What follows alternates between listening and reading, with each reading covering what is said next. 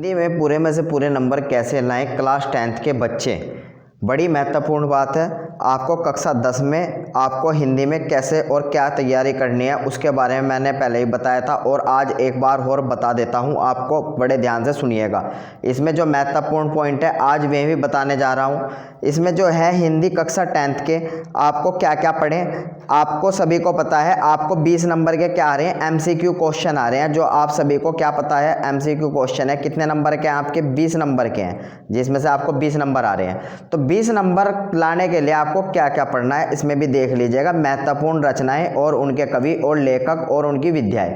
विधाएं मतलब कि निबंध है, कौन सी रचना निबंध है, कौन सा संस्मरण है, कौन सी जीवनी है, कौन सा क्या है। तो आपको सभी की नॉलेज होनी चाहिए, लेखक का, कवि का और उनकी विधाओं का और उनकी रचनाओं का। और सेकंड नंबर पे है जो कि ये फर्स्ट नंबर के टॉपिक हैं, ये तो हैं आपके 5 नंबर के। 5 नंबर MCQ क्वेश्चन के पक्के हो जाएंगे अगर आपने 5 नंबर के चीज़ें पढ़ ली। तो सेकंड नंबर पे क्या है, द्विवेदी युग, छायावाद युग, प्रकृतिवाद युग, प्रयोगवाद युग एवं रीतिकाल की महत्वपूर्ण रचनाएं, कवि और काल। ये आपके 5 नंबर के हैं। 5 और 5 कितने हो गए? 10।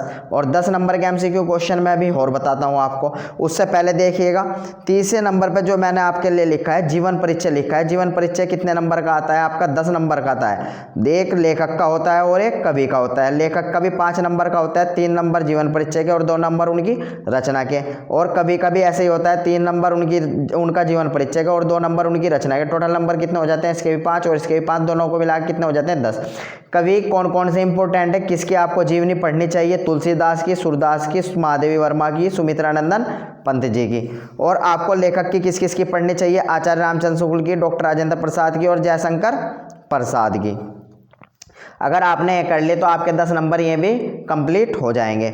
और चौथे नंबर पे जो है गद्यांश। गद्यांश कितने नंबर का आता है? जो गद्य किताब में से आता है लेखक की, 6 नंबर का आता है। 2 2 2 3% दिए होते हैं, जो कितने नंबर के होते हैं? 6 नंबर के।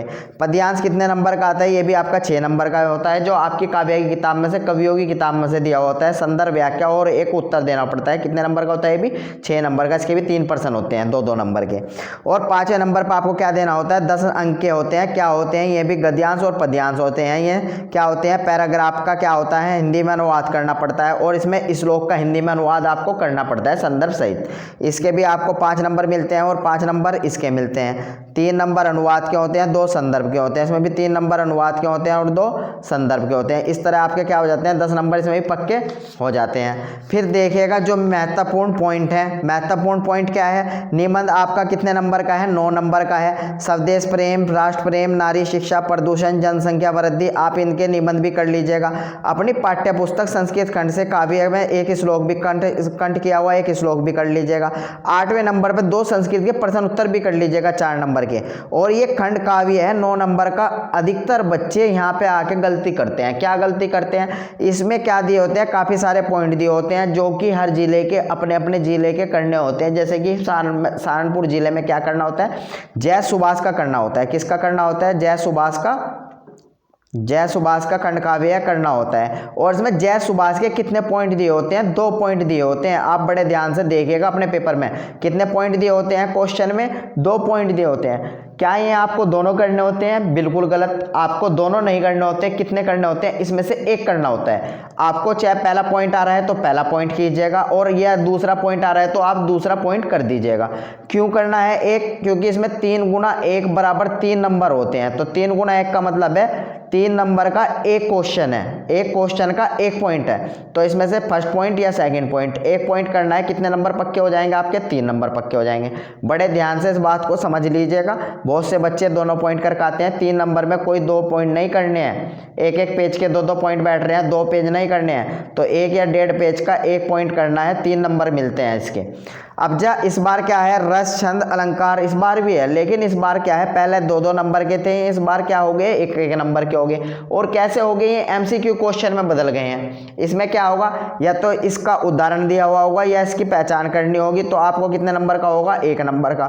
ऐसे ही छंद होगा और ऐसे ही अलंकार होगा। उपसर्ग प्रत्यय भी आपके कितने कितने नंबर के हैं? 1 1 नंबर के कर दिए गए हैं। जो उपसर्ग प्रत्यय टोटल कितने नंबर के बैठेंगे? 2 नंबर के।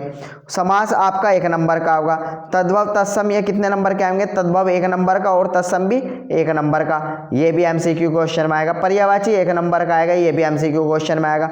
धातु रूप और लकार, धातु रूप जैसे कि फल के, मति के, इनके धातु रूप तैयार कर लेने हैं शब्द रूप। और लकार भी आपको करना है, पठती पठत पठंती हो, हस्ती हसत हसंती हो, और ये भी आपको गच्छति गच्छत गच्छन्ति हो, ये भी आपको कर लेने हैं। दोनों मिला के ये भी कितने नंबर के होंगे, 2 नंबर के, 1 नंबर के धातु रूप, 1 नंबर के लकार।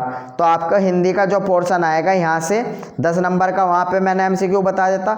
और यहाँ से आएगा रस, छंद, अलंकार, उपसर्ग, प्रत्यय, समास, तद्भव, तत्सम, धातु रूप, लकार, ये आपके क्या होंगे 10 नंबर। यहाँ से यहाँ तक के आपके 10 नंबर एमसीक्यू क्वेश्चन में हो जाएंगे, यहाँ से यहाँ तक के। धन्यवाद।